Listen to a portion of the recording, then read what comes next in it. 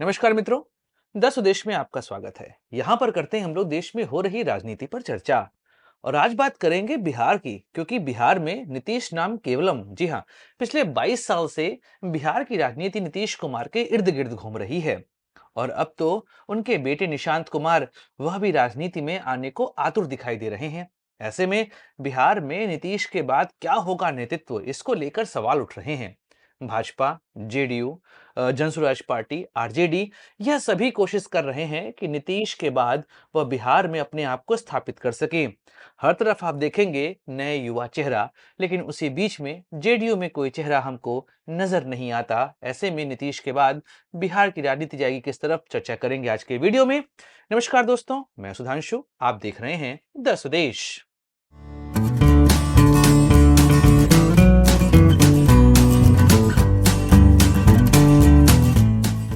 दोस्तों, बिहार की राजनीति इमरजेंसी के बाद अगर किसी राज्य में सबसे अधिक प्रभाव पड़ा था तो वह बिहार है, क्योंकि बिहार में कई सारे करिश्मेटिक लीडर निकले इमरजेंसी के बाद। लालू प्रसाद यादव, शरद यादव, नीतीश कुमार, सुशील मोदी, यह सभी ऐसे नेता थे जिन्होंने बिहार की राजनीति को बदल के रख दिया। लेकिन इनमें दो नाम प्रमुख थे। लालू प्रसाद यादव, जो कि 1989 से लेकर 2005 तक बिहार की राजनीति को नियंत्रित कर रहे थे, और 2005 से वर्तमान समय तक नीतीश कुमार बिहार की राजनीति को नियंत्रित करते हैं। या ये कहें कि नीतीश नाम केवलम इस समय बिहार में चलता है। आरजेडी और भाजपा, इन दोनों के साथ मिलकर नीतीश कुमार ने सरकार बनाई है, लेकिन हमेशा मुख्यमंत्री वही रहे हैं। अब यहाँ पे समस्या यह आ रही है कि नीतीश कुमार के स्वास्थ्य को लेकर राजनीतिक गलियारे में बहुत सारी खबरें घूम रही हैं। तो फिर हमें यह समझना पड़ेगा कि आखिर जेडीयू का नेतृत्व आने वाले समय में किधर जाएगा और बिहार की राजनीति किधर जाएगी।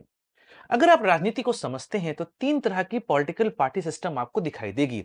एक अथॉरिटेटिव, जहां पर किसी व्यक्ति का नियंत्रण होता है। एक जिसे कहते हैं डेमोक्रेटिक, और एक जिसे कहते हैं करिश्मेटिक। यह तीन तरह की लीडरशिप आपको दिखाई देगी। अगर आप भारत में देखेंगे तो कांग्रेस एक ऐसी पार्टी है जहां पर अथॉरिटेटिव टाइप ऑफ आपको पॉलिटिकल पार्टी देखने को मिलेगी। वहां पर गांधी परिवार ही सब कुछ है।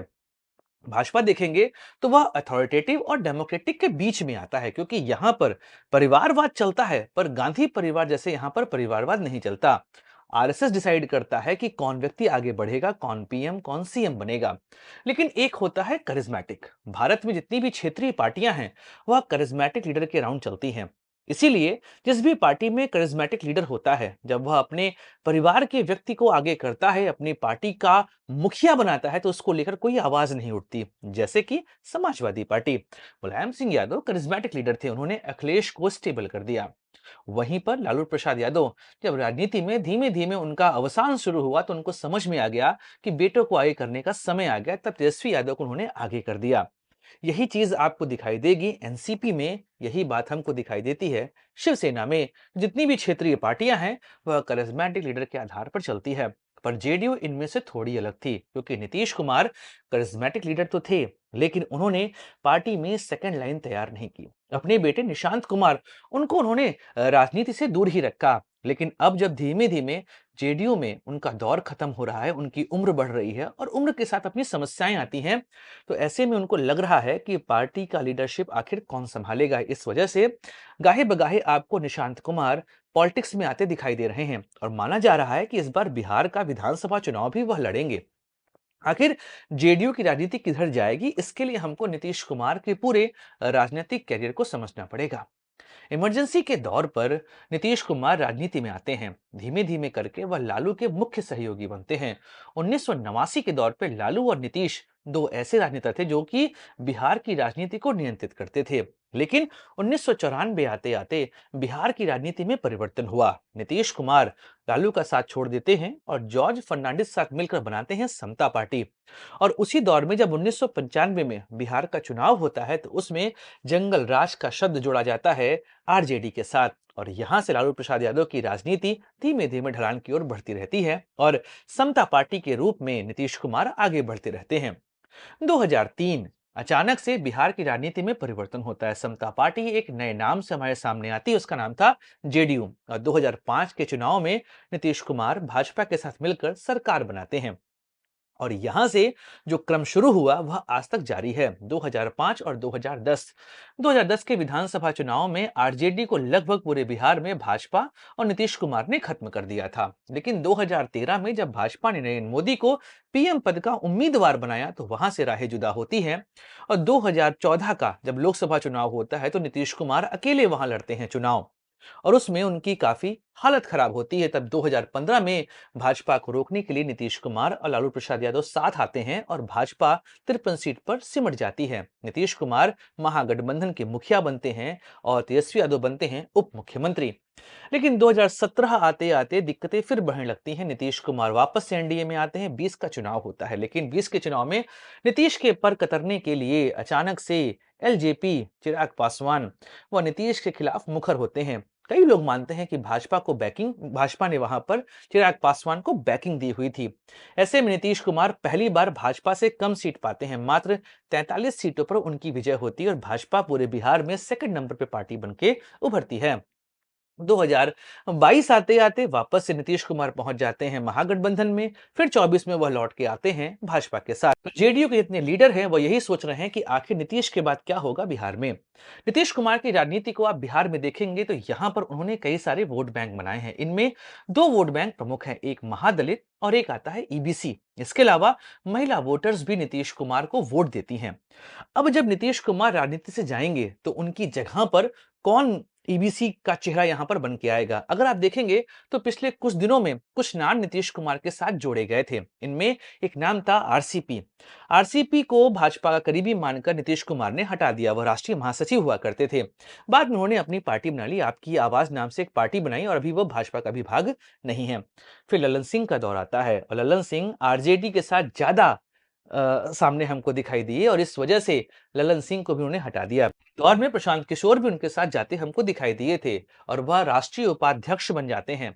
लेकिन फिर राहें अलग होती हैं और अभी तो प्रशांत किशोर अपनी पार्टी जनसुराज अलग से लेकर चल रहे हैं और नीतीश कुमार पर काफी आक्रामक जो है वह दिखाई देते हैं।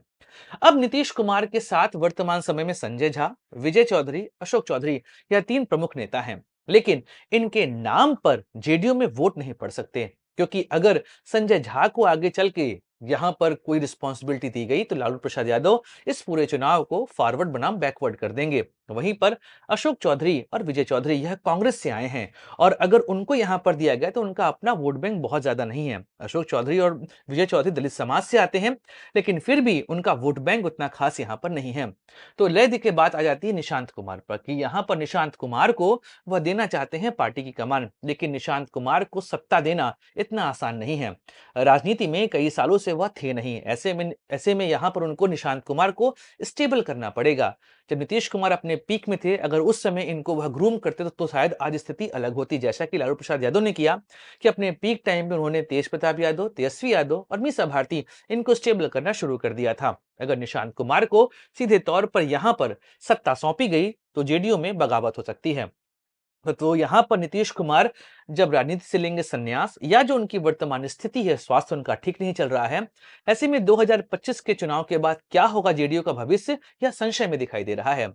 हर तरफ उनके ऊपर अटैक हो रहा है, चाहे हम बात करें आरजेडी की, वह अटैक कर रहे हैं, चाहे जनसुराज पार्टी की, वो अटैक करें, हर कोई नीतीश कुमार पर इस समय अटैक कर रहा है। यहां तक कि भाजपा की लीडरशिप भी चाह रही है कि अब बिहार, क्योंकि इकलौता ऐसा हिंदी भाषी राज्य है जहां पर भाजपा ने अपने दम पर सरकार नहीं बनाई है, नीतीश कुमार की बैसाखी पर ही वह आगे बढ़ रहे हैं। लोकसभा चुनाव के नतीजों के बाद तो और दिक्कतें बढ़ गई, क्योंकि नरेंद्र मोदी की सरकार नीतीश कुमार के सहयोग पर चल रही है। 12 सांसद हैं उनके पास, ऐसे में उनको साइडलाइन तो आप नहीं कर सकते।